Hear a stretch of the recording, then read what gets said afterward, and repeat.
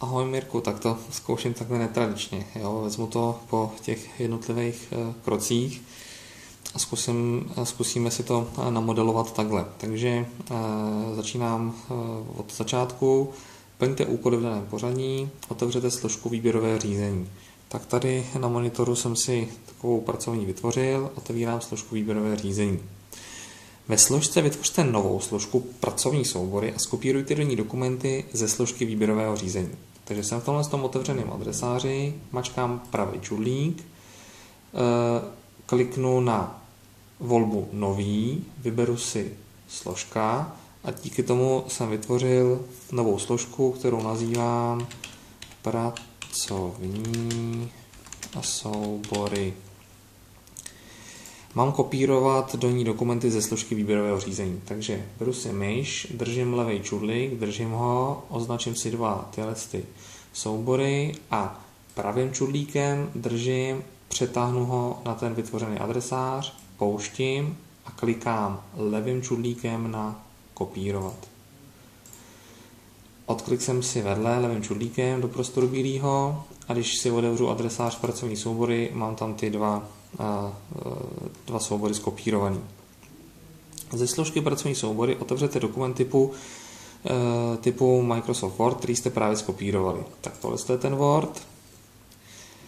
Otevřu si ho. Text celého dokumentu zarovnejte do bloku a v celém dokumentu změňte barvu písma na modrá. Tak jsem si vzal nějaký text k výročce. Text celého dokumentu zarovnejte do bloku, takže buď můžu Ctrl A, celý se to označí, nebo myší si tady označím text. A zarovnat do bloku je tady ta ikonka nahoře. Zarovnat do bloku. Klikám a mám to zarovnaný do bloku. Nechám si to furt označení a změnit písmo na modrá. Tak tady je někde funkce měnit barva písma, změním si to na nějakou takovouhle modrou. Tak a je to modrý. V nadpisu dokumentu změňte ty písma na Verdana. Takže si najdu třeba na nadpis dokumentu vyberu si typ písma tady a buď zmačknu V, jako Verdana, má to na to odskočí, nebo si to tady jako prostě najdu. Takže Verdana a velikost 14,5. Takže si najdu tady na velikost. Je tady sice 14, ale já si najdu přímo na to číslíčko, kliknu na něj myší a normálně ručně na numerické klávesnice napíšu 14 a vedle nuly zmačku tu čárku 14,5 a odentruju. Takže je to velikost 14,5.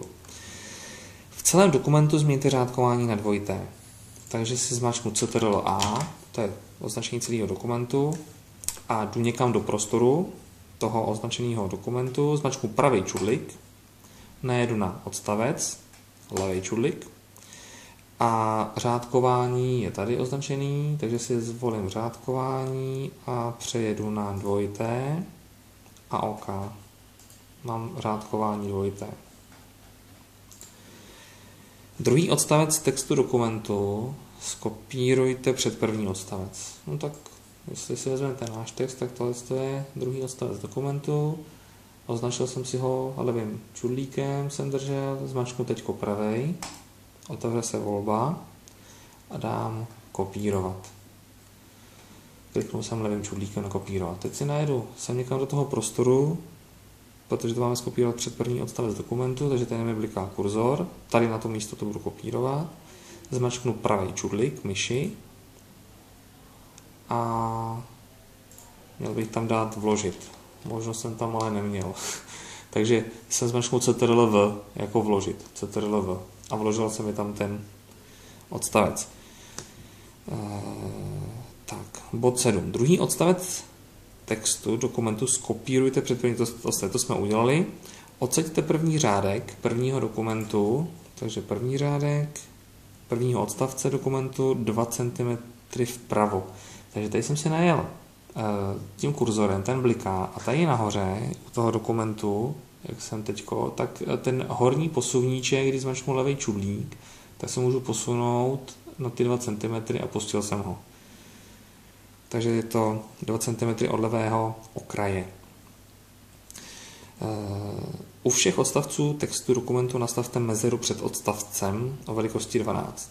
Takže Označím si všechny odstavce. Tak, najdu si pravým čudlíkem do označeného prostoru, značku pravý čudlík, najdu si na volbu odstavec a tady mezery před. Tady si naklikám 12 bodů. Takže to je úkol číslo 8. Nastavit mezeru před odstavcem o velikosti 12 bodů. Dám OK a je to. Jo, tady jsou vlastně vidět, tady je to vidět, že se tam ten odskok 12 bodů udělal. Na konec dokumentu vložte datum a čas. Takže si jdu někam na konec dokumentu. Tady je to někde vložení a tady datum a čas. Takže přes funkci vložení a datum a čas tady si můžeme vybrat volbu jako formátu, takže si dám ten první a pozor, aby tady bylo zakliknutý aktualizovat automaticky, aby to bylo zakliknutý. Takže zakliknout ano, aktualizovat automaticky a OK. A v téhle části už to tam prostě je. Změňte vzhled stránek tak, aby okraje vlevo i vpravo byly centimetr. No tak to můžu si najít na začátek a tady tou myší nahoře posuvníkem, tak aby se mi zobrazila ta dvojšipka černá, posunu si to doleva, držím furt levý čudlík, to je 1 cm a vpravo taky 1 cm. Tak si to vlastně roztáhnu. Doufám, že to tak teda jako myslej, že okraj je prostě vlevo i vpravo 1 cm. Uložte dokument pod názvem výsledek práce, vaše jméno, takže si najdu tady na soubor, uložit jako, tady si kliknu do toho políčka název souboru jako výsledek práce pomlčka Mirek do nově vytvořené složky. Tak, teď se musím podívat teda, kam to ukládám, takže si kliknu tadyhle na tu šipčičku uložit do, hledám to místo a budu klikat tady přes dokumenty, kliknu takhle. Tady kliknu na dokumenty, já to mám vlastně na ploše, takže kliknu na plocha, tak kliknu na plocha a na ploše mám adresář. Na ploše mám adresář výběrové řízení, tak do něho kliknu, otevřelo se mi tady vidím, že jsem v tom adresáři výběrové řízení, kliknu si na ten vytvořený adresář pracovní soubory, kliknu, otevřu si ho dvojklikem, tady ho mám nazvaný ten soubor jako výsledek práce Mirek a dám uložit. Klik a zavřít dokument. Zavírám dokument a když si otevřu tady ten adresář výběrové řízení, adresář pracovní soubory, tak tady je ten wordovský dokument, který se jmenuje výsledek práce Mirek. Takže máme Word.